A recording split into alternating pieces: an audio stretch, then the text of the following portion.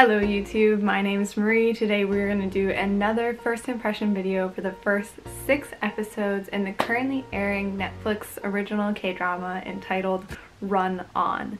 Now I know by the time you guys are seeing this there will be more than 6 episodes out, and so what I'm going to do is when this video actually goes live, there will be a pinned comment letting you know what I think of the new episodes that have come out since I filmed this. And I think I'm going to start doing this with a lot of my first impressions. The most simple synopsis for this K-drama would be that it follows the developing relationship between a national athlete and a translator. But for a broader plot, I think a lot of people might summarize this K-drama as focusing on the corruption and abusive culture of professional athletes. But I actually see this aspect of Run On more as the inciting incident of our story rather than the story itself. Personally, the main plot really focuses on our male lead and his interpersonal relationships, along with how he actually deals with and responds to that abusive culture that his career is a part of. And I won't really explain the corruption or abuse that goes on within the series because as an outsider who knew nothing about this aspect of Korean professional sports, I found it really interesting to learn about. Now, whether it's a huge over-exaggeration or if it's quite accurate to the actual climate of Korean professional sports and what goes on behind closed doors, I don't know, but it was interesting nonetheless. In general, Run On has a very subdued vibe, really similar to the likes of A Piece of Your Mind, Because This Is My First Life, I'll Come to You When the Weather Is Nice, Still 17, Something in the Rain, and even My Mister. And like all of those other shows, the plot and the characters are very much intertwined. Some of the secondary characters that make a good impression within these first 6 episodes are the male lead's family. His father is a politician, his mother is an actress, and his older sister is also a professional athlete, if you can call golf a sport. But anyways, the entire family unit is really accustomed to being in the public eye, so there's quite a bit of image control happening from like the father downwards, and it makes for some really great dysfunctional family entertainment. I love a dysfunctional family trope within my media.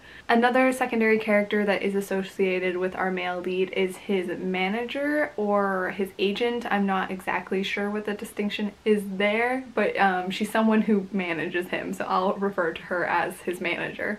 And she is this high-powered, pretty abrasive, like corporate woman. What I love about her character is like her styling, I think, was just so great. Like she's always wearing very professional suits and like looks really put together, and then as the camera zooms down you see that she's always wearing runners, and I just thought that was really telling to what kind of person she was. And she instigates a lot of really witty, fast-paced banter between several other cast members. Admittedly, she is not a person that I think I would be friends with in real life, but as a character on a drama, I find her very likable and interesting. Next, I'll talk about our female lead's roommate. It was like a middle-aged, dry humor lady who I instantly gravitated towards. She doesn't get a lot of screen time, but every time she does pop up, I think she steals the show. The last secondary character I'll mention is this art student, college-age art student. I actually don't think there's much to say about this character. Out of everybody on the cast, I would cut him out. Like, I don't really see a purpose for him yet,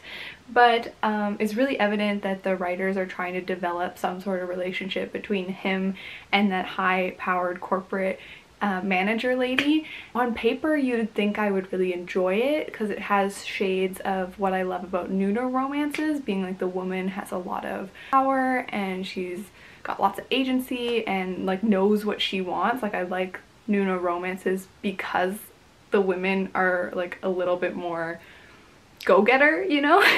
I'm finding it a little forced. Like, I don't really see the purpose yet. And there have been several moments throughout the first 6 episodes where the manager outright says that she's gay. So if later in the series a romance is to develop between her and this art student, I'd find it actually really awful because we don't see a lot of outright gay characters in K-dramas, and I know she could be bi and all this stuff, but I just think it would be really undermining. I would much rather her just like stay without romance at all.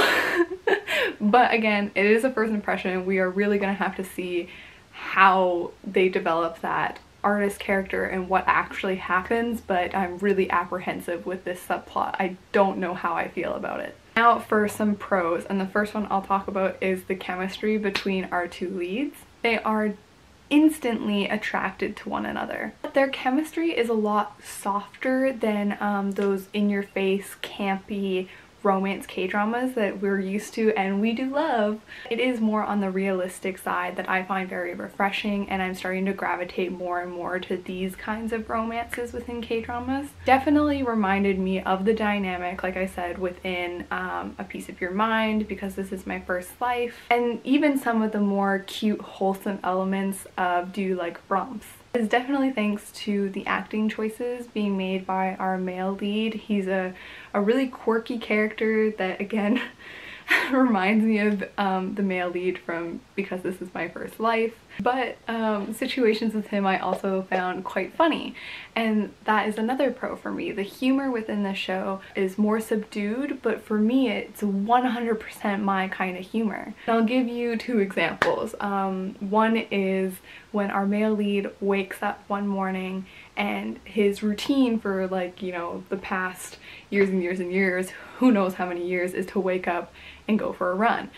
But this time he wakes up, he goes, he gets ready, he's zipping up his jacket, and then he stops and he realizes that he doesn't have a reason to run anymore. So he turns around, throws off his jacket, kicks off his shoes, and rolls back into bed. And then the very next moment you see him getting up and then like putting his shoes away, putting his coat away, and then rolling back in bed. And I found that so relatable and absolutely hilarious. Like, it was a small, quiet moment, but it made me laugh out loud. Another example of the acting choices that made me laugh have to do with our female lead, and she's eavesdropping on a conversation between our male lead and his manager, and you can just see her getting more and more riled up about what's being said, and then all of a sudden she just like jumps up. All in all, Run On is a K-drama that is not screaming for your attention, but it will capture you regardless. I am gonna keep watching more. I love it, and probably the last two episodes that I watched, episode 5 and 6, have been my favorites so far. Definitely laughing through episode 6, and then also getting those butterfly moments. It's just perfect for me so far. So let me know down below if you're going to watch Run On or if you are, and yeah, I'll see you guys next time. Have a good day and a good night. Bye.